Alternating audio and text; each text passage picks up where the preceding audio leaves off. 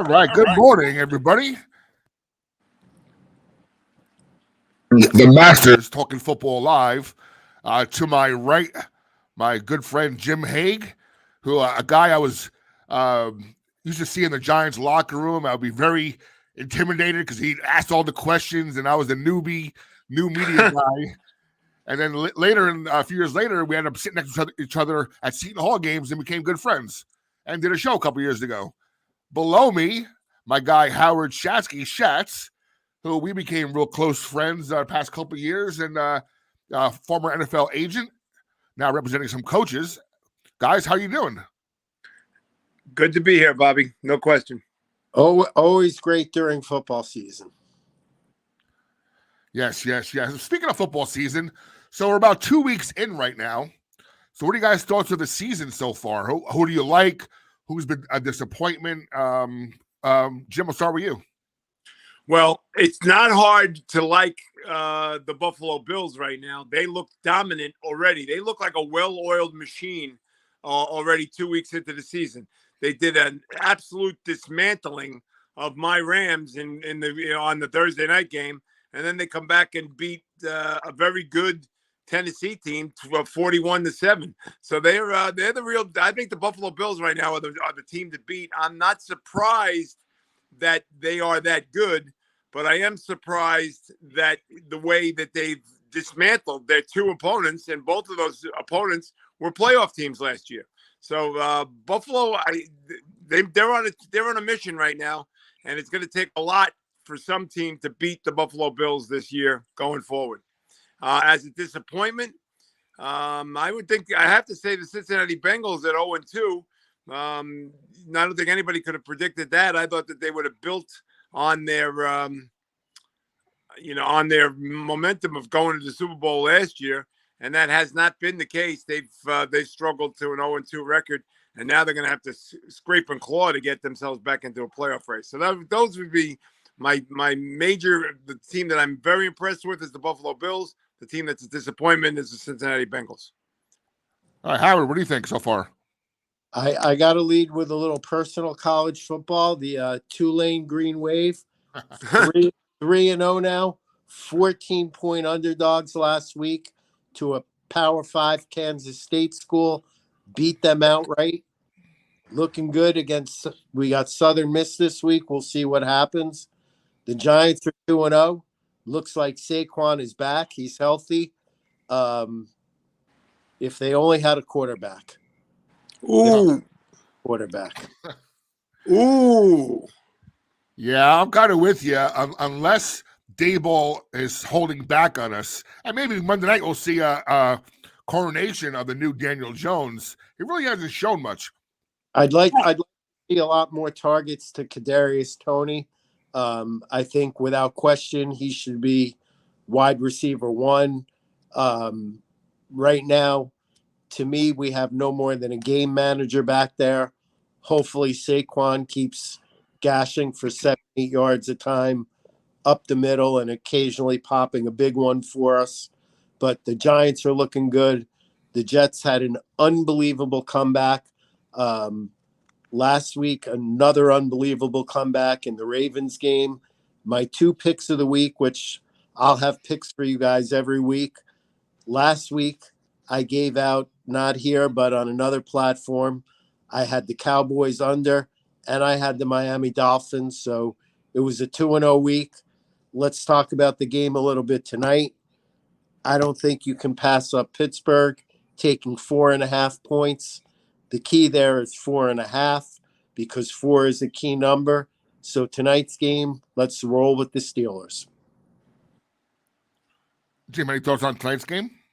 I don't like the way the Steelers have looked the first 2 weeks of the season, but if there's one thing you can count on when it comes to the Steelers is a Mike Tomlin coach team always rebounds well, and they're very, very tough to beat because Tomlin does a great job coaching.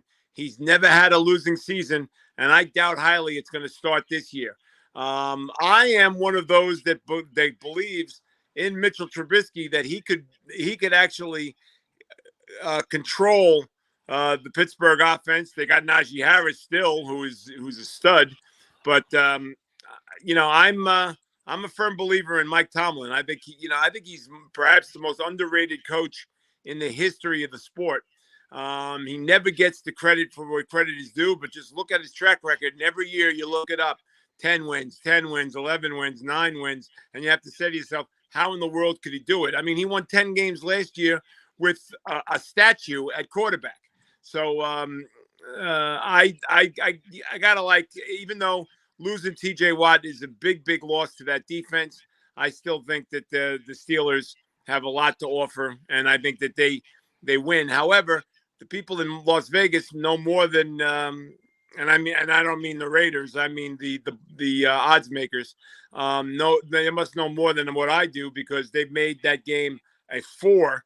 And that's a tough line to be dishing out in a game of this magnitude. So I think the Steelers rebound well, and I think they'll play well tonight, and I think they'll win the game. Hey guys, real quick before we go any further, Howard mentioned something before that just hit my memory pretty hard. He mentioned Southern Miss. Now we all know what's happening with Brett Favre. What are your thoughts of that situation? Howard first. I know Brett, so for me it's a hard thing to talk about, but obviously some stuff was done. There's some text messages. We'll see what happens. In this day and age, everybody rushes to judgment. I like to wait back a little bit and see what the facts are, but it doesn't look good for Brett. Jim?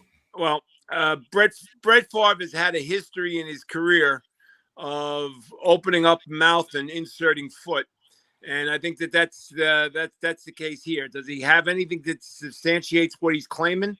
I don't know. I never heard anything at all involving Southern Miss and improper behavior before this all broke late last week. But then again, it's Brett Favre. I think you got to take everything he says with a grain of salt. It's college football, though. I mean, we all know people that work in football. There's cheating that goes on in college football. So absolutely, when anybody's caught cheating, it doesn't come as a surprise. There's no question that cheating happens in college football, and now with the new NIL rules and the transfer portals, it's only going to get worse. So, I agree. The cheating is rampant throughout college football, and I guess Brett Favre has decided to take Southern Miss to task. I mean, after all, it is his alma mater. He's allowed to say what he wants, and he is a Hall of Famer, and he's a name entity. I mean, nobody else has done more in the sport of football than what Brett Favre did through his years in Southern Miss and then into the NFL. So, I mean, I still think you got to take whatever he says with a complete grain of salt, because I think the networks also feel the same way. Because why in the world is it that Brett Favre never was able to hold on to an announcing job? Like the ESPN brought him in, and no NBC wanted him before they were going to hire Drew Brees, and yet he's just never been able to materialize. So I think that's where it stands with Brett Favre. I think you just got to take everything he says with a grain of salt. Hey guys, stick with college football for a moment. Expansion. I see Howard's wearing he's from Maryland. He lives in Maryland. He's wearing a Maryland hoodie there. So what do you think? What do you think of all this expansion? Now you have like teams like USC, UCLA possibly joining the Big Ten and having to come all the way across country to play Maryland and play Rutgers. What do you think of the college football landscape going forward? I hate it, but it's all about money. But I worry, take a team like Maryland. How do you compete against Penn State and Michigan when they have 100,000 seat stadiums and you just don't have that. It's done for money. I don't necessarily think it's good for the sport. I'm big on traditional rivalries. Seeing those go away is a disappointment to a lot of fans. I think it's horrible. I got to agree with Howard there. I personally think that it makes no geographical and time frame sense to have USC and UCLA in the Big Ten. And, like say, the bottom line is it's still college football. These are supposed to be students that go to class and get grades, and that's what they're there for. And the idea that they're going to fly all the way across the country from Southern Cal to go to, say, to Annapolis or go to Piscataway to play one football game is absurd. And we all know what happens in the NFL with traveling across country. Those teams that do that trip don't necessarily do well when they play at those locales. So I think that again, Howard said it earlier. It's all about money.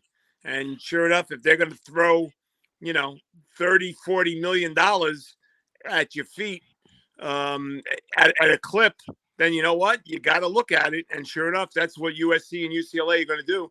And again, I think the ultimate goal for all of these colleges is to just eliminate conference play altogether. And just have them, obviously it'll be a place to play and they'll get scheduled games and all. But the idea that, traditional rivalries go right out the window. And I mean, it's sad because, for instance, does UCLA continue to play USC? Does other traditional rivalries in the Big Ten, will they eliminate Michigan and Ohio State? Will they eliminate Penn State and Ohio State? Those types of rivalries are key to college football, and that's supposed to be the number one goal in college football. It's about college, and it seems to be that they're losing sight of that all because of the good old American dollar, and that's what they're doing it for. There's no question that this was a money grab, and it's a shame that it's a money grab because it's going to change the way we look at college football. And it'll eliminate two conferences right away.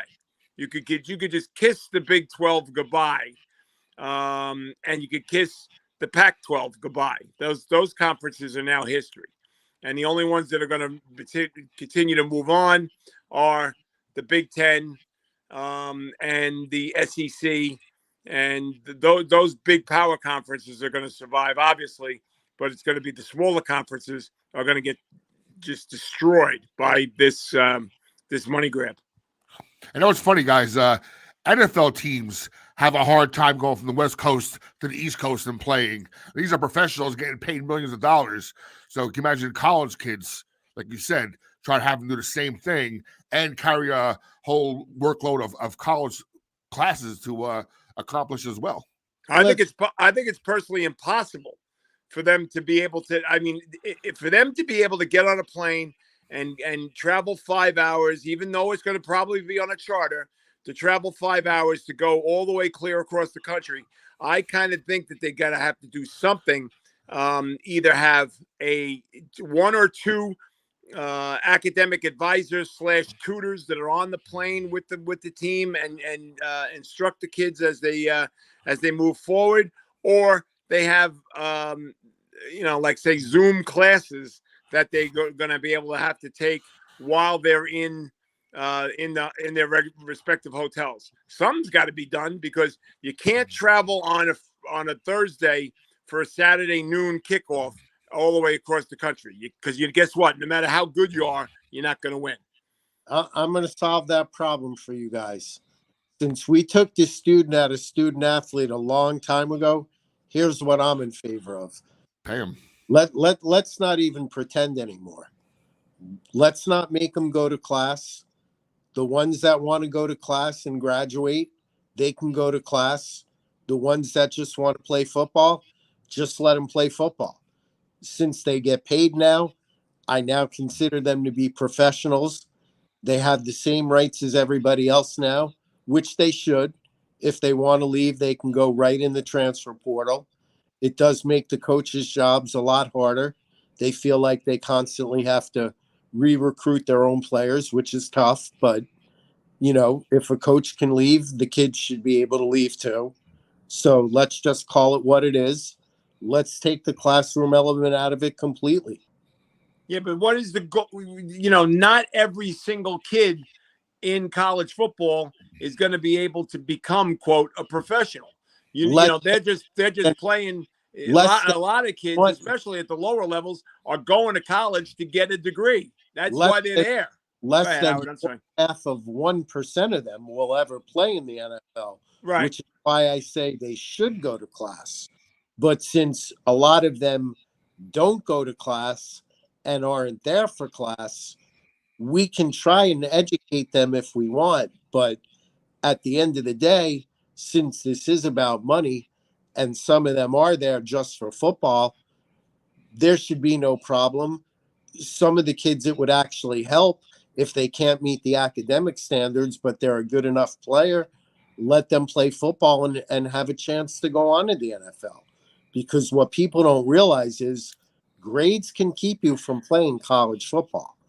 And if you have no chance at the NFL if you ever play in college. So I'm in favor of just opening it up. Yeah, but then you're going to get a lot of these backdoor deals where you're going to find, these We, shady characters that are going to we be have coming up deals. to those kids and paying them, We X have amount of dollars. we have that right now. Okay. Now, real quick, now, Jim, how does this affect? We'll talk a little college basketball. How does this affect the Big East and basketball? The Big East is not going to be the same type of power conference that the other ones are, like, say, for instance, the Big Ten and the SEC and the Big 12. The Big East is going to be, like, say, the fourth in line. Will it affect the level of play? I don't know. It's still hard to say. A lot of these school teams lost really key people to the transfer portal, and the kids are bouncing around left and right. I know it's not a Power 5 school or Power 5 conference, but St. Peter's University last year made a great Cinderella run in the NCAA tournament, winning 3 games, and then lowballed after the season's over. Not only does the coach leave, but 9 of the 12 scholarship players left, and they're now at different schools or what have you.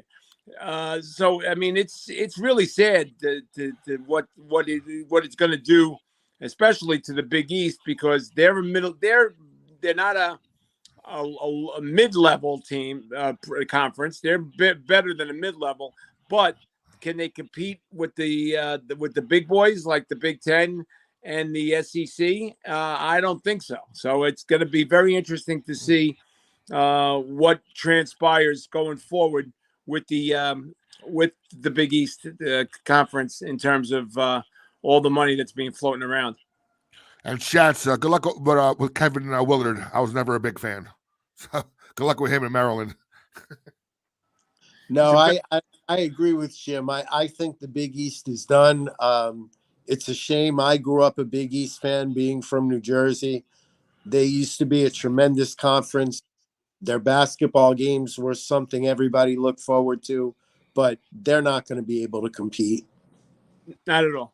But still, it's at least before the pandemic hit, the Big East rebounded extremely well when other schools pulled out, and then they were able to get people like Butler, and they were able to get people like Creighton. Well, Creighton, I think, was already in the Big East then, but Butler was definitely one of them that they added.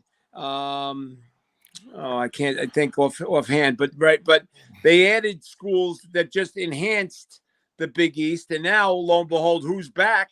But UConn has now come back to the Big East. So, I mean, I don't think the Big East suffers tremendously in terms of the level of games that you're going to see in the Big East Conference. I just don't think that they're going to be able to compete with the power schools and the power conferences because the money's just not there. Exactly. All right. Good talk, guys. A little off topic as far as NFL, but still relevant in today's sports world. Let's go to the New York Giants, a team that's now 2-0, new regime, new head coach. Howard, I know you're a Giant fan. What are your thoughts so far of Brian Daboll and what he's doing with this team? I love it. I love the move to go for 2. I think when you are a team that's been losing over the past few years, you have to be aggressive. I love what Saquon's done. Like I said, I'd like to see them get Tony a little bit more involved in the offense, and the defense has been playing okay. So I couldn't be happier as a Giants fan so far. Yeah, especially we haven't had our 2 big pass rushers in the game yet. So we'll see what happens. One thing you gotta love, just the attitude change that has come with Daboll being there as opposed to his predecessors. He has really turned the entire team around, and I think he gained a lot of respect from the rest of his players when he got right in Jones's face, right on the sidelines in front of everybody, and was angry at Jones's play call, like going with an audible instead of going with the call that was made. And he right there, he called him out and said, and I mean, he wasn't happy, and Jones then responded and played better from that point on. And I think if as a Giant fan, you gotta like the attitude change more than anything else. You don't go into a game now thinking, "Oh, woe is me. How bad are we going to lose?" No, now after 2-0 and moving forward in the way they won, I think the Giant fans have to respect the fact that Daboll has done what he's done, and I think they got a better chance to win games now than they did, say, than under McAdoo and Shermer, and of course Joe Judge. All 3 of those guys were mistakes. And now they're still trying to rectify it. And I think they got it right by hiring Daboll. I agree. I also love the fact how, Kenny Golladay with the big contract. Hey, you know what? You haven't fit our game plan in these first 2 games. Go have a seat on the bench. When we need you, we'll call your number. Yeah, see, Daboll was quick to address both the Golladay and the Kadarius Toney situation. Both of them were their expressions for not getting the ball enough. You could see their body language was just so defeatist, and Daboll had wanted no part of that. Said, "Okay, guess what? You're going to go sit and sulk, or you're going to come here and try to make yourself better. If you're going to sit and sulk, I'll find somebody else to play that position." And he had Sills got a lot of snaps last week. And I mean, I don't think he's a superstar, but I think he's a serviceable receiver. And here's the thing, and I'm in the minority here. I think Daniel Jones could be a very good quarterback in this league. I don't think he's going to be a great quarterback, but I think he could be a very good quarterback in terms of all the things that he can do. I mean, he runs the ball well, he throws the ball well, he's got the respect of his teammates. He is a leader. He's just got to stay healthy, and he's got to learn to slide when he runs instead of running and taking contact, because he's gonna get killed that way. Well, I agree. Shats, any final thoughts of Daboll and Shane running the team? I agree with Jim. I think the attitude has been totally turned around. I think they're on an upward tick. I agree. If guys you're either in the boat or you're out of the boat. If you're out of the boat, you sit on the bench. Giants look good. Big game against Dallas. Hopefully they can get it done. Dallas has their backup quarterback going. If the Giants play as well as they can, I think they win this game. I tell you, I mean, it's way too early to say any crap about titles or division leads or whatnot. But a 3-0 Giants start and beating a Dallas team at home where before Dak got hurt, it probably would have been half filled with Dallas fans. I think that might have turned the past 2 weeks. And hopefully Monday night we're going to see a majority Giant fans, which wasn't certain a few weeks ago. Well, I think you're going to still see a majority of people in that building, and I don't know how they get the tickets that they do all the time, but I'm stunned every time I go to see Dallas play the Giants in MetLife that there are more Dallas fans than Giant fans, and I'm stunned by it. And it's Giant fans that hold those season tickets that are selling their tickets to Cowboy fans. How unfair is that? But I think the tide is turning there. There's no question. I think Daboll doesn't look like your prototypical head football coach in the NFL. But then again, nowadays, what does the prototypical head coach in the NFL look like? I don't know. That guy in Miami looks like a school teacher. Right, and he's infused energy in that program, and McMichael's done a great job at in Miami. But I think Daboll's got the Giants moving in the right direction. The Giants are catching Dallas at the right time because they're all banged up, and especially they're all banged up at quarterback. Although I am not a Dak Prescott fan at all. I don't think that he's the one who set the trend for all these big time. Oh, you know what? No, I take it back. Kirk Cousins was the one that got the first one to get the big contract, and then and then they followed suit with Prescott. But Prescott getting a big contract was like everybody when he signed that contract, it was like $45 million a year. Everybody turned around and said, "Is he really worth that kind of money? If he's worth that money, then what in the world is Tom Brady worth, or what is Aaron Rodgers worth? It's really it's mind-boggling." But I think this is a really, really key time for the Giants because they're catching Dallas banged up and on the downside. And boy, oh boy, imagine if the Giants win and they go 3-0, and they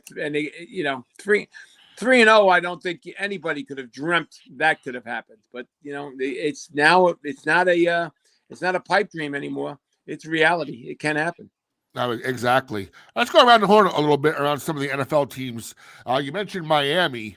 Wow, what a game last week against Baltimore. And the one thing they put together that is on full display is they are fast. Oh, speed. They are fast. It's like watching a track meet. I only got to see highlights of that game, but it looked to me like Waddle and Tyreek Hill were like 5 yards past the defensive backs every single snap. So like everybody's saying, well, Tua had a great game. Yeah, all he had to do was throw the ball up for grabs. Those two were so far beyond everybody else. It wasn't even funny. I mean, Tyreek Hill, I don't think he's been hit yet this year. He hasn't been hit, because you can't keep up with him. And Waddle had a great game too as well. I tell you what, if you're a Dolphin fan, they're fun to watch because they got a lot of weapons. I had given it out as my pick of the week, and I had written the game off, and next thing you know, they started scoring touchdowns in bunches. And they can, like Jim said, they're so fast at that wide receiver spot. They can get that ball downfield pretty quick. And speed kills. If you have speed, you can win. No question. That's the key in the NFL. If you got speed, you can win football games. You also, if you have the ability to hold on to the football, which Tua had a real tough time doing his first early years. But, 2 games into the season, I don't think Miami's turned the ball over once yet. So, I mean, that's the key. That's got to be the game of the week, Buffalo, Miami. No, absolutely. Because you have 2-0 teams, top of the AFC East. And Buffalo, as Jim mentioned earlier, have been dismantling teams. So let's see. They're on the road. Let's see if they can handle that speed. I mean, it's way too early to say this is for the AFC's title, but it will go a long way for a Miami team to really get that confidence up to where Buffalo already has. So we'll see what happens there. I think that's the kind of game like an old AFL game back in the 60s where you would have like the Houston Texans playing the Kansas City Chiefs, and the game would go up and down the field. And I would not be surprised if that final score is not like a 51-48. That's just the two teams going up and down the field. That's there's a lot of weaponry on that field for both teams on Sunday. That's going to be a very interesting game to watch. We talked about our Giants, right? So how about our neighbors at MetLife? What do you guys think of the Jets so far? Now, Coach Saleh had some pretty choice words for the media last week, and if they would have lost that game, he might have lost a lot more than that. But Jets came back, give them credit, and they're in the win column. Right. I personally think Saleh has to realize that every time he opens his mouth as the coach of the New York Jets, he's under scrutiny because there's, 30 some odd media people that are hanging on every word he says. And when he says that, like, I'm going to get receipts, I think everybody took that quote and ran with it. Said, okay, guess what? He's now bad mouthing the fans. And as Howard, is probably better than anybody, that you can't win in a battle against the fans. You don't win. Sorry, you lose, because they're the ones that are putting your salary in your pocket, because they're the ones that are paying for the tickets. And I think that I think he maybe learned his lesson, that he can't say what he did by saying, I'll show you the receipts. That was just atrocious. But the way they came back, and with Flacco as the quarterback, if they keep winning, I might stick with Flacco the rest of the year. I know for a fact that Wilson is the future of the franchise, and he was the one that was drafted, I guess, 2 overall? Two. Yeah. All right, so he was drafted 2 overall. I guess, they eventually they'll have to go with him, but you don't want to upset the cattle cart right now if they're doing really well. And quite honestly, the way they came back against the Browns was very impressive. Very impressive. Howard, any thoughts on the Jets? Yeah, I agree with Jim. He'll find out real quick what it's like to be a head coach in New York City. And I don't really think it's a good idea to ask people from New York and New Jersey for their receipts, because you will get their receipts. But I think the Jets are going in the right direction. Obviously, a horrible, horrible loss for Cleveland in that game. The way they lost that game was just atrocious. So I'll be interested to see what Flacco can do this week, because I think it was more the other team beating themselves last week than the Jets winning. Let's stick at the real quick. We have one more team in the AFC East. What are your thoughts about Belichick this year? And I mean, they pulled out a win against my Steelers this week. I was a little shocked about that. What are your thoughts about the Patriots? Are they going to survive? Is this the end of the line for Mr. Belichick, or what do you guys think? Well, it's not the end of the line for Belichick. He's going to be there until he wants to retire. But I don't think they have this. Obviously, they don't have a stranglehold on the division like they used to. I think that's Buffalo's division to own and coddle. But I think that the Patriots have maybe come back to the pack a little bit. And I wouldn't be surprised if they were hovering around 500 and didn't make the playoffs this year. I wouldn't be surprised. They got, I don't know if I can name, other than Mac Jones, 3 other guys on their offense. I don't just, like somebody said the other day, Aguilar is there too. Okay, so they got, but I'm trying to think of anybody else that's on their offense that anybody can name. What's that? Jamar Chase. Jamar Chase is on Cincinnati. Oh, we're talking about. I thought we were with the Bengals. No, we're talking about the Patriots. Belichick. And they don't have anybody. Jamar Chase is the real deal, please. Oh, yeah. But I think the Patriots go as Mac Jones goes. I think Mac Jones is a tremendous talent, and I didn't think that when he came into the league. But after seeing him for a while now, I think he's the real deal. So anytime you have a franchise quarterback, I think you have a shot to win.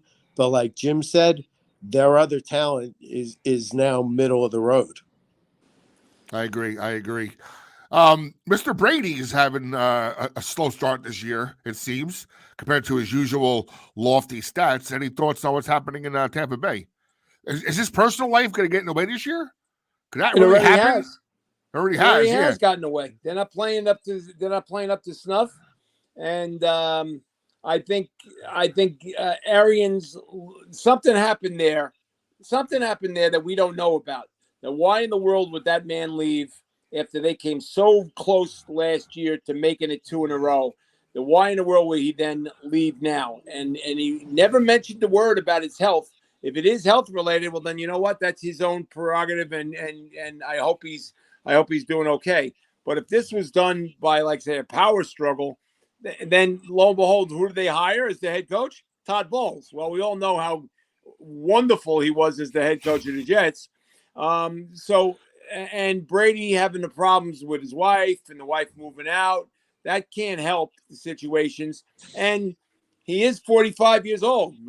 He's not George Blanda. He's 45 and he's a starting quarterback in the NFL, which is beyond unbelievable. So maybe Father Time is finally catching up to him a little bit. Who knows? And then to top it all off, you got this ridiculous Mike Evans situation this week where he's now suspended for a week because of his long-standing feud with Lattimore. And that shouldn't carry over to the field, but certainly it has, because it affected the way the Patriots have played and the way that Mike Evans played, because Mike Evans is now suspended for this week, and we don't know if it's just a 1-game suspension or if it's going to get extended even further. So, just bizarre. It's the best way to describe what's going on in Tampa Bay. Just bizarre. Can it be rectified? Of course, it has always been. But I think the way what's going on there is bizarre, and we don't know. None of us know the true story by what's going on in Tampa Bay. None of us know. And anybody wants to speculate as to say that they know definitely what's going on, they really don't know, because it's between Brady and the team, and more importantly, Brady and his wife. So. Yeah, I think he's now off every Wednesday, right? That's the news that came back this weekend. That's right. He's not going to be at practice. Wednesdays, every Wednesday he's off. Shots, any thoughts? Jim is hurting my heart. He doesn't like Strahan. He doesn't like my former client, Todd Bowles. He's killing me.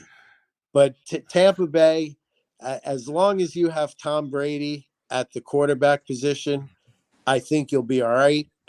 I'm very concerned about the Mike Evans situation. He started my fantasy team. We have a big game this week. He's totally screwing up my team now. My pride is on the line here. I've never won the league. This was going to be my year. Mike Evans gets suspended. I'm furious. So just so you know, this is going to be a 1-game suspension. That's it. Speaking of court, but some people are already speculating that it may get extended, and if it gets extended, then you know what?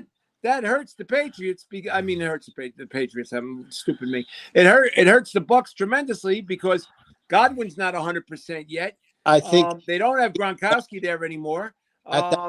Players. I don't even know what they have. They have at receiver. Oh no, they got Julio Jones is on that team now. Julio Jones. Why did I say Julio? I'm having a tough morning. Good, Howard. What you saying? He's been hurt, Julio.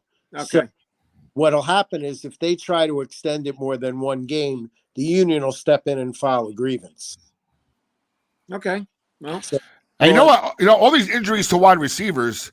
The one name that's out there, Jim, you know him pretty well. We know him pretty well. Odell Beckham Jr. I mean, he has almost his choice now, where he can, once he's fully healthy, where he can go. Buffalo wants him. The Rams want him back. Your Rams want him back.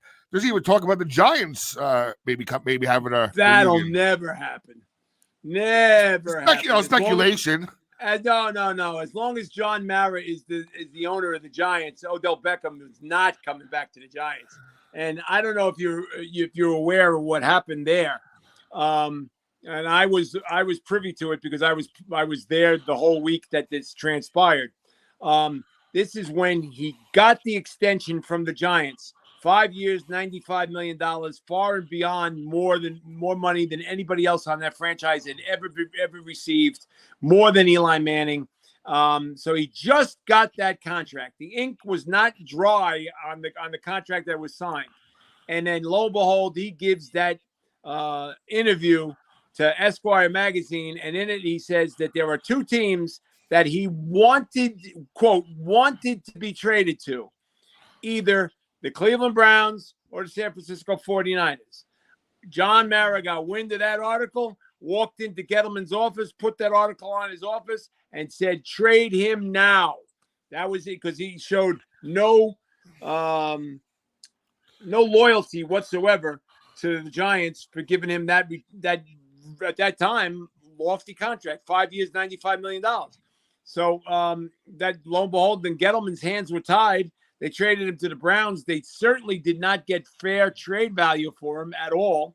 They got Julius Peppers and a number 3 for Odell Beckham. That's ridiculous. But Gettleman's hands were tied. He was told he had to trade him. He traded him 3 days after that article appeared, and the rest, as they say, is history. Now, where is he going to go? Here's the deal. They have not taken Odell Beckham's name off his locker in Los Angeles. They have not. It still sits there. His locker has not been touched, altered whatsoever. So I personally think that they're everybody's just waiting for him to first start legitimate workouts, and when that happens, he's going to sign back with the Rams for a prorated contract for the last, say, 6 games of the season. He's not, and then he'll go back to the Rams, and because obviously he loved it there. He was a model citizen with the Rams. The only thing is that the closest guy he had on the Rams that took him under his wing and was talking to him when he came was Von Miller. And now Von Miller's in Buffalo. So then, there's the speculation that, okay, well, maybe Buffalo will sign him. And I'm not saying this as a Ram fan, because I am, and obviously Beckham did a great job with the Rams last year, and he was well on his way to having a huge Super Bowl, because Eli Apple couldn't cover Odell Beckham at all. I mean, he wasn't even close to him. He had about as much chance of stopping. Eli Apple had much chance of stopping Odell Beckham as I have dating Charlize Theron. I mean, that's seriously how far removed Beckham was from Apple. He was going to have an absolute field day, and Stafford saw that, and he was going to just keep feeding him the ball. And then he gets hurt on a non-contact injury, and the rest is we say is history. I personally think he's going to go back to the Rams. He's not going to sign early because the Rams don't want to pay him until he's able to play. Once he starts doing workouts for real, I guarantee you that he'll sign a prorated game-to-game contract with the Rams, and he'll play this year out with the Rams, and then he'll be a free agent again at the end of the year. And where he signs there, I have no idea. But right as it stands now, I think he goes back to Los Angeles. Plus, he was operated on by the Rams team doctor. He was doing his rehab with the Rams trainers and physical therapy people. It's been treated the whole time like he's been treated like he's a member of the Rams. He went to the ceremony where they put the banner down on opening night, and he was there standing with his teammates, and the only 2 that weren't in uniform were Whitworth and Odell. So I just think he's going to go back to the Rams. That's just my feeling. One last question, Howard. What do you think? Howard? Oh, 100% I agree with Jim. Okay. One last question. You know what? So far, so good. The 2 of us are agreeing on practically almost everything. We got to do this every week. One last question, guys, before we go to some picks. Russell Wilson's off to a very slow start as well, with all those weapons around him. Any thoughts about that so far? Yeah, the Broncos were my pick of the week in week 1, so I expected them to get off to a much better start. I expected him to have a better game against Seattle. I think, frankly, even for a veteran, sometimes the game just became a little too big for him. I think he'll get back to being the quarterback that he is, but like Jim said, these guys are getting enormous contracts, and some of these rookies like Trey Lance and Zach Wilson, we don't know if these kids are going to be any good yet. Right. But, so to me, now Jimmy G has all those bonuses in his contract for playtime. Huh. He's about to hit the lottery. So, and like Jim said, once the train gets rolling, if Trey Lance is able to come back, if they're winning, do you even play him? But at some point, you have to rip the Band-Aid off because you've got a tremendous amount of cash invested in these kids. Right. They have to play. Mm-hmm.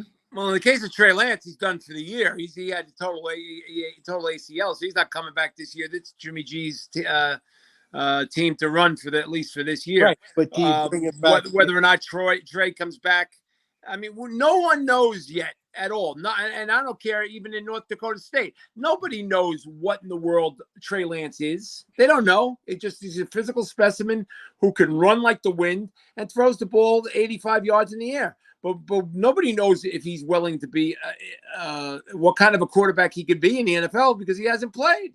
No. So again, now he gets hurt in his first game. Forget about it. It's just he didn't look good in the rain, but Justin Fields didn't look good either. Right. Nobody looks good when it's sloppy like that. No one looks good. But Jimmy G obviously is an effective quarterback. He obviously led them to the Super Bowl once. He led them to two playoff berths in 3 years. I think, let's see what he could do this year again. The only problem is, and yes, they have some weapons there too. And, they got Deebo Samuel and they got, did I just lose you? No, you go back. It's all right. You're back in a second. Okay, there we go. They got Deebo Samuel and they got, Brandon Ayuk and Kittle will come back eventually, and they got some weapons there too. There's no question. San Francisco is not dead by any means just because Trey Lance is no longer going to be able to play this year. Jimmy G is effective. Is he flashy? Is he the kind of quarterback that you want to have in this NFL? The answer is no, because he's not. He's slow of foot. And he's not good in the pocket. He's got to get out of the pocket, and yet he's still slow of foot. But can he lead the 49ers to even win that division this year? Of course he can. Of course. So, but he's getting paid. When Howard, you mentioned, he's getting his money. His salary that he signed is only $5 million. In today's day and age in the NFL for a quarterback, that's a bargain. Oh, yeah. So, if you think of all the other guys, like Russell Wilson's getting $37 million from the Broncos. He's got play time though. For every game he starts, I think more than 50%. Right. Or cap. Another incentive kicks in. He's got about 37 different incentives that can kick in. Certain number of completions, certain number of yards, certain number of touchdowns. Whoever worked out that contract must have known that Trey Lance was not going to be able to play and that he was going to benefit in like say for instance, I think I saw something the other day. I think it was Mike Florio had it on Pro Football Talk that if Jimmy G hits every single incentive that's in his contract, he can make $45 million this year. If he hits every one of his incentives. Right now, his contract is $5 million, and it's up to him whether or not he's going to hit the incentive. All right, let's go around the horn for the some picks, and then we'll call it a day. Great job so far, fellas. And I like the chemistry already. Well, so do I, because Howard and I are agreeing on everything. Except he doesn't like any of my former clients. I like Todd Bowles as a player, as a coach. I like him as no, take it back. I like Todd Bowles as a person. He's phenomenal. I've known him since he was a kid in Elizabeth. I've known, so I like him a lot as a person. As a head football coach, he was abysmal. As the head coach of the Jets, abysmal. He didn't know clock management. He didn't know, how to use his timeouts. He certainly didn't know how to use his players, but I like Todd Bowles a lot as a person. I'd go to war with Todd Bowles. Well, if you know Todd from that area, you must know Kevin Ross too. Then, of course, good, another good man. Do you like Kevin at all? Yes. All right. There we go. All right. There So we go. we're 1 for 3. Yeah, no, I just don't like at all. I don't like that gap tooth guy that's on Good Morning America. I don't like him at all. I can't. And he's a media darling. He's on TV all the time. You know, I used to say that Bob Saget was the Antichrist because every time I turned on the TV, there'd be Bob Saget. He did, every commercial, every TV show, whatever. Well, now that Bob Saget's dead, that title goes to Michael Strahan. He's like the Antichrist. He's on TV all the time. Hey, Blackjack, I'm going to bet you if I send Stray a text right now, he'd tell me he doesn't like Jim Hague either. I bet you he would. I'm sure. I'm sure there's history, of course. I'm the only one who called him out when he went nuts on when he said that to Wendy Nix. I went, where do you get off treating a woman like that? And meanwhile, maybe there was a reason why your ex-wife put all your belongings out on the front lawn and held a garage sale and sold the jersey that you wore in the first Super Bowl for $11. Maybe there's a reason why that happened. You do realize that she was just arrested on felony charges. No, I don't. Felony charges for what? She pulled what her girlfriend saw as a real weapon, which was actually a child's water pistol. Oh, my God. And got herself arrested. Oof. She got herself arrested for having a water pistol? Yes. Well, then they would have thrown that out. There's no way in the world that would have been the case. You know what? There were some other charges there too. What's that? There were some other charges there. Oh, okay. Well, I don't want to get into it too much of a detail, but we all know that she had an affinity for nose candy. So that could be part of the problem. But I don't think she's going to get felony charges for having a water pistol. I don't think that's going to be the case. We can only hope so. Yeah, well. Here we go. Tonight we have a one-on-one battle between Pittsburgh and Cleveland, AFC North. What do you guys think tonight? I'm a Pittsburgh fan, so. Close game. If the spread is 4, buy the half, 4.5. Give me the Steelers all night. Well, here's the deal. I can't believe that Cleveland gets the short week after that horrendous loss on Sunday. How they're supposed to recover in with only 2 practice days, because you got 1 day to rest. That's Monday. So Tuesday and Wednesday were practice days. They got to play today. How they're going to recover from that game that they totally just gave away and recover and play their most heated rival is beyond me. So that's why that alone, I think I like the Steelers. Is it even close when it comes to talent? No, the talent is clearly in Cleveland's favor, except that both the quarterbacks are comparable. But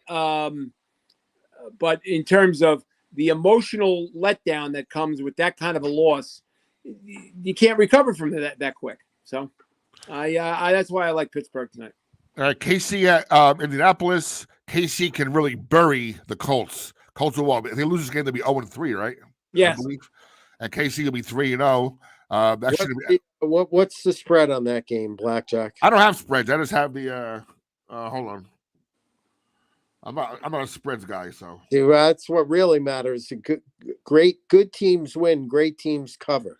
Colts plus 5.5. In Indianapolis? Yep.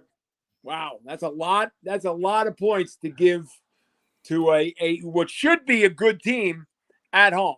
They should be a good team. I mean, and they went out and did a really smart thing by trading for Matty Ice, but he hasn't materialized yet at all in the first 2 games. But I like that trade when Indianapolis made it, and they got a lot of talent. There's no question. And Jonathan Taylor, who is the best running back in the game, has done nothing in the first 2 games. Nothing. If anybody would have said that Saquon Barkley would have close to 400 yards after 2 games and Jonathan Taylor would have under 100, you would want that person to be institutionalized. But Jonathan Taylor just hasn't kicked in yet, and that game's going to be very interesting to see. Indianapolis has to control the ball and keep Mahomes off the field to have any chance. If Mahomes has the ball in his hands like he did in Week 1, where he threw for 5 touchdowns, forget about it. That game, it's going to be a very long afternoon, and it could bury the Indianapolis Colts already. No teams come back from 0-3. None. Once you're 0-3, you're done. So exactly. Shats? Indianapolis hasn't looked good. Their offensive line hasn't blocked that well for JT, who is the best running back in football. Eventually, he's going to have a breakout game. I don't see it being this week. Mahomes goes downfield just too quickly for the Indianapolis defense.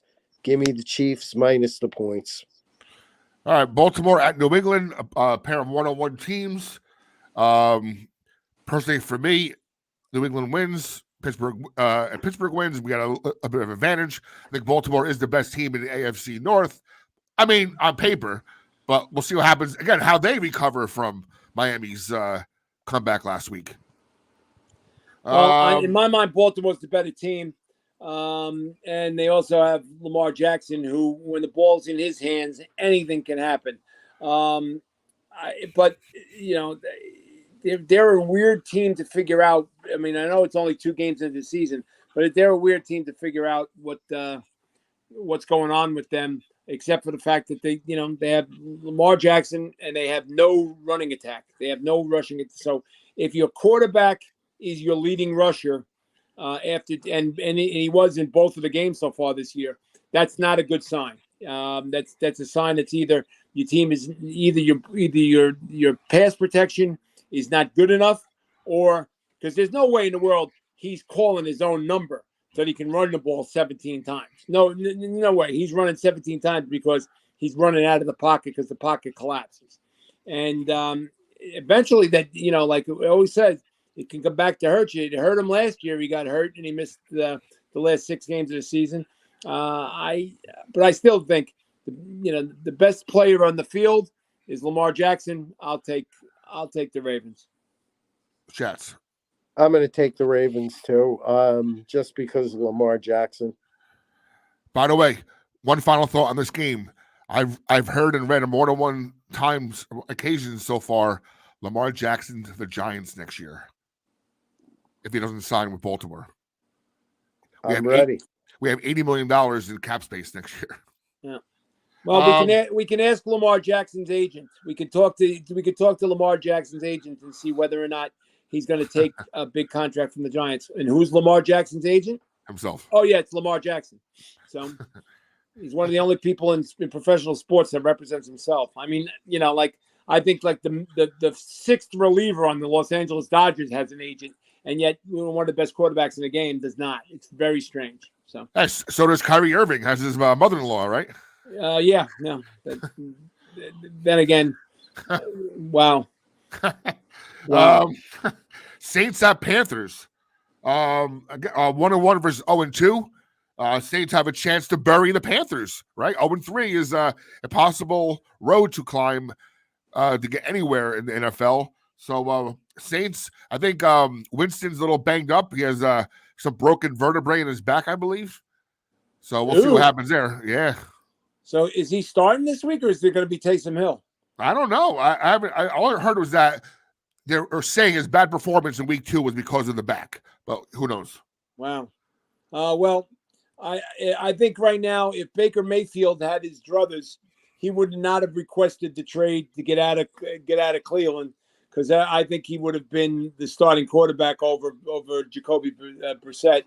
But now that he's in Carolina, and now he's running for his dear life every single time every time they snap the ball, I bet he regrets the idea of wanting to get traded and get out of Cleveland.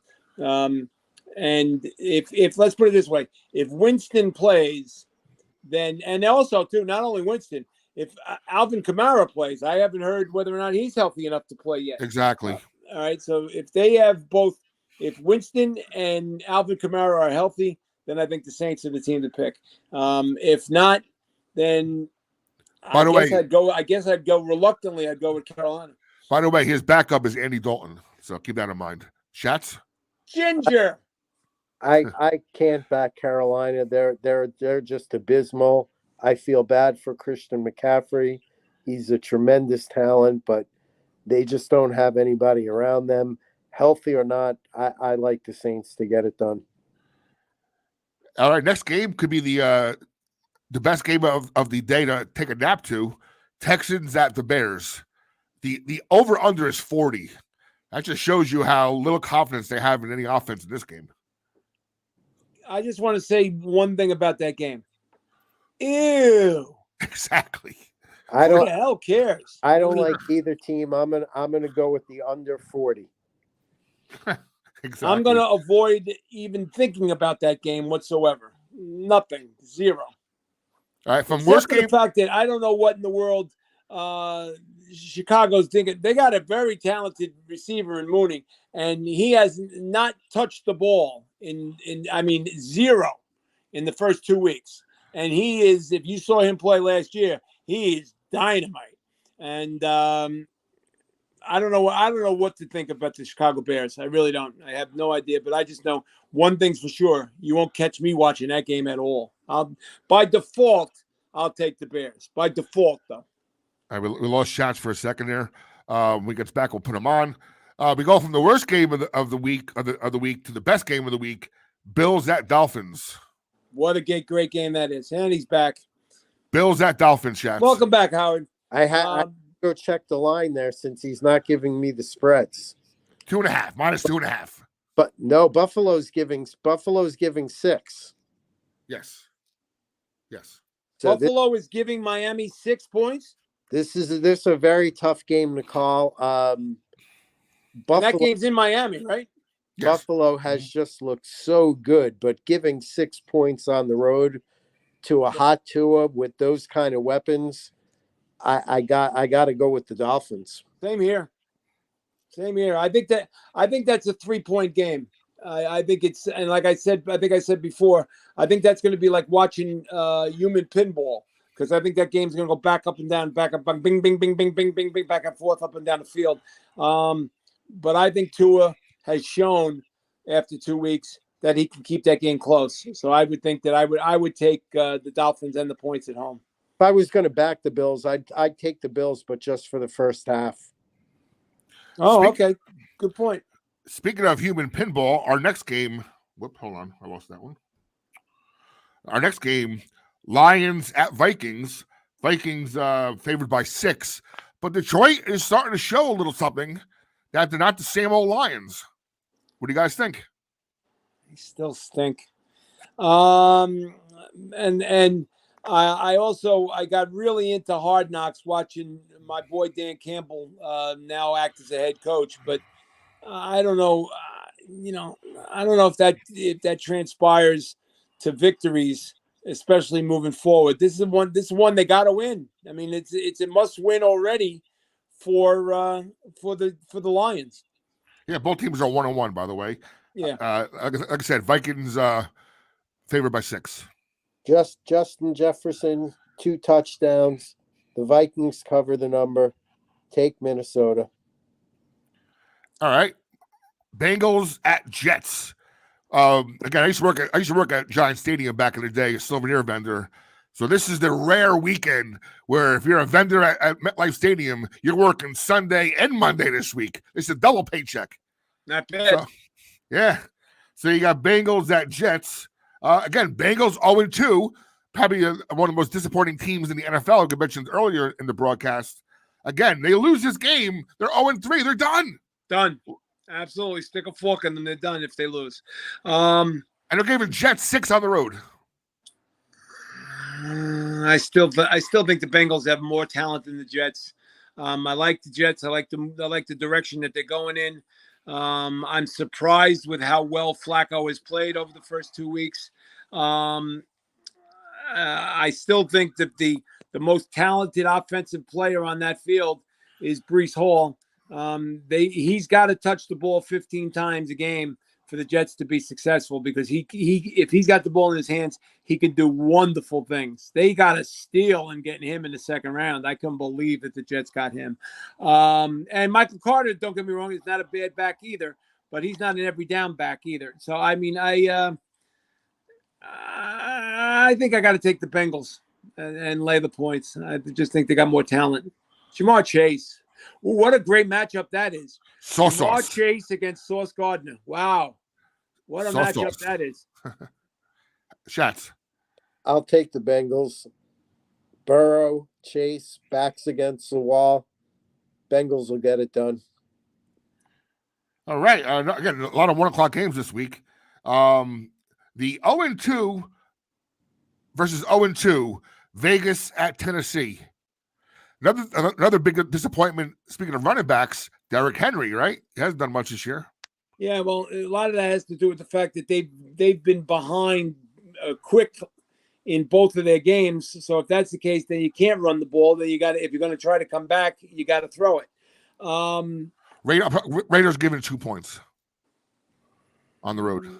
Raiders given 2 in Tennessee. Yes. I'll take the Titans to bounce back and do well there at home. I just think that I'm a Tannehill fan. You know why? Because Tannehill is not going to beat you, your own team. He doesn't turn the ball over. He makes good plays. He's very, very intelligent. He's not flashy at all, but he's going to make he'll make enough plays to match up with the Raiders. Although I like the Raiders too, they finally decided to get the ball to Darren Waller like they should have last week, and they ran the ball pretty successfully too as last week. I'm going to take the Titans at home, getting 2, right? You're getting 2 at home. Yes. I'm going to take the Titans. I see a lot of rain on the forecast too on the East Coast. Something's happening. Shots. I'm going to go with Jim. I like the Titans at home, although Waller's my fantasy tight end, so hopefully he puts up about 17 points for me again. But I like the Titans also at home. All right, the award for the shortest commute this week: Eagles at Washington. Eagles giving 6.5 points on the road. Ew. I'm not a fan of either team. I know the Eagles were the trendy pick to win that division this year, but I'm not jumping on that bandwagon yet. They got to prove to me a little bit more, especially Jalen Hurts got to prove to me a little bit. How in the world did Jalen Hurts, after 1 year, he's now being included with the elite quarterbacks in the league? I don't see that at all. I don't see Jalen Hurts being, that good of a quarterback. And who gets total disrespect out of everybody? Like, for instance, what did Carson Wentz do so badly in Indianapolis that they cut him free and just let him go? I think he's still has a lot left in his tank, and I think I'll take Washington and the points. Shit. The Commanders are awful. Jalen Hurts is going to run for about 75 yards in that game. He'll go deep once to Devonta Smith. Give me the Birds minus the points. It pains me to take them, but I got to go with the Eagles this week. All right. See, we disagree on something. Although I love Devonta Smith, not only is he a great wide receiver, and he still hasn't shown what he's capable of doing in the NFL. If it was my team, he'd be running back punts. I mean, what a dangerous punt returner he'd be. He'd be a lot like Billy White Shoes Johnson. I'm not sold on Jalen Hurts yet. Maybe something may happen this week, and I'll have to eat my words. But I'm not sold on him yet at all. All right, 4 o'clock games. We have Jacksonville at at Los Angeles. So there's East Coast going west, and Chargers favored by 7. Only 7? Only 7. Lay the points. Take the Chargers. Yeah, lay the points. Why is that line only 7? Maybe because Herbert is hurt. Is he playing? He's playing.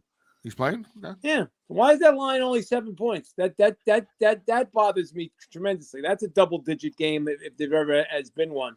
I'll take the Chargers. Shots. Same. All right. Next game: Green Bay at the Buccaneers. The Legends face one more time potentially. Well, playoffs possibly, but last time for the regular season, Rodgers against Brady in Tampa Bay. Rain on the schedule. Buccaneers only 1 point favorite. 1 point. Well, because Tampa Bay hasn't shown much at all in the first two games. Well, Green Bay didn't show anything at all when they played the Vikings. Oh boy, is that a tough game to pick. And especially it's supposed to be a monsoon in Florida on Sunday. If that's the case, then Leonard Fournette will be the determining factor. And they'll run the ball a hell of a lot better than the Packers will. And then I guess I'll take the Bucks, although the Bucks are not as good as what people thought they were going to be. But considering the game, where the game is and the conditions, I'll take Tampa. I think if I actually play that game, I'll play the under, but I like Brady at home. I can't go against Brady. And like Jim said, Fournette will run the ball. Over under is 41.5 right now. Oh, go under there. All right, next game we have Jim's LA Rams at the Arizona Cardinals and a balmy 102-degree weather day. Cardinals getting 3.5. Well, the Cardinals have shown nothing at all in the first two games, and they had that horrible loss last week that they just gave away in overtime.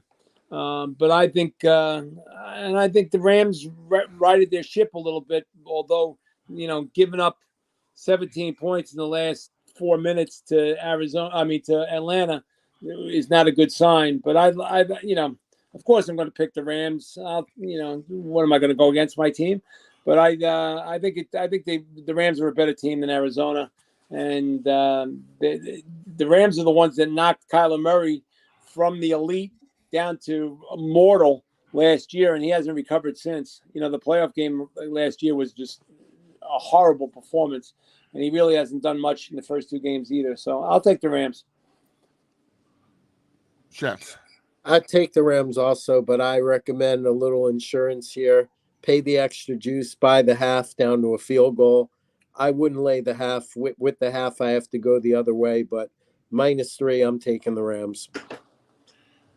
All right, Falcons 0-2 against the Seahawks 1-1. Oh God! Pick 'em game. Pick 'em. Right now it's pick 'em. Yeah, pick this. I'm turning off. That's your afternoon snooze game. That's your after you snooze with the Bears. Have some turkey. Have a little bit of have the tryptophan kick in and take a nice little nap. I don't care about that game whatsoever. You know what? I don't care about that game so much I can't even pick it. Can't even pick it. Vegas too. It's on pick 'em. I'll take the home team. Geno Smith going for 2-1. Ooh. Sunday night, the Niners 1-1 versus the Broncos 1-1. Garoppolo's first game as full game as starting quarterback. They're giving the Broncos 1.5. Denver is although Denver has not shown much at all in the first two games, they're still Denver playing at Mile High is really, really a tough place. The elevation, the fans, the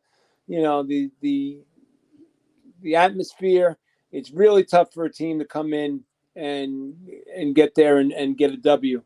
So I'll take Denver and lay the points. I've lost 2 weeks in a row with Denver, so they're on my do not play list. I can't pick this game at all. I pass on this one. And finally, Monday night, Cowboys at Giants. Giants 1 point favorites. Over under 39. And I just got a report that Michael Gallup will be playing this game. Does it matter with Cooper Rush at quarterback? No, doesn't matter one iota. Doesn't matter a thing. I think the Giants are for real. I think the Giants win this game and win it handily. I think they win by 24-10, something like that. I think I don't think the Cowboys. I think it's already a year for the Cowboys to worry about next year.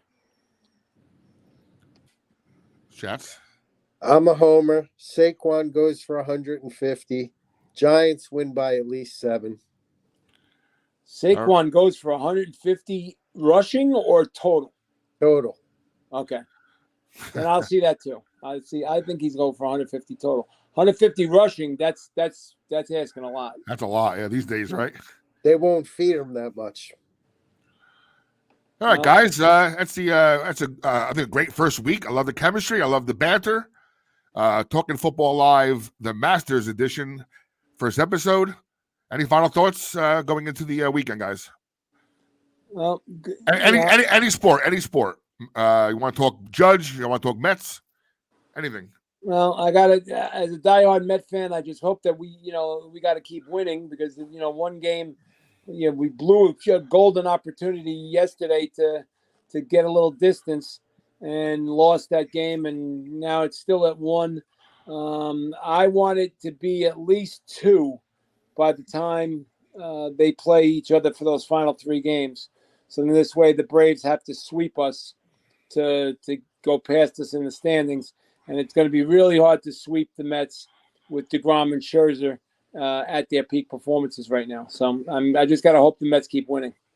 In Oakland, can you imagine a September baseball game, where it used to be when we were kids, every September game meant so much because they were always in interdivisional games, and you had all these, late season call-ups. You had guys coming in, like the pitching lines would be like 16 pitchers would come in. There'd be pinch runners in every other inning. And now, the Mets playing the A's in September. What is that all about? Why? Yeah, Yankees playing the Pirates, right? Yankees have played whatever you want to call that team that the Yankees faced last night. That was, I think, the Saskatoon Comets are better than what the team the Pirates put on the field last night. That was atrocious. Shots. Final thoughts? Take the prop, Aaron Judge to hit a home run. He gets his 61st. Whoever catches it, don't give it back. Sell that baseball. Get rich. Play that prop. If he doesn't do it the first game, double down for the second game. All right. Well, on behalf of my buddies here, Jim and Shats, this is Bobby Blackjack, Talking Football Live, the Masters edition. We'll see you guys and gals next week. Take care.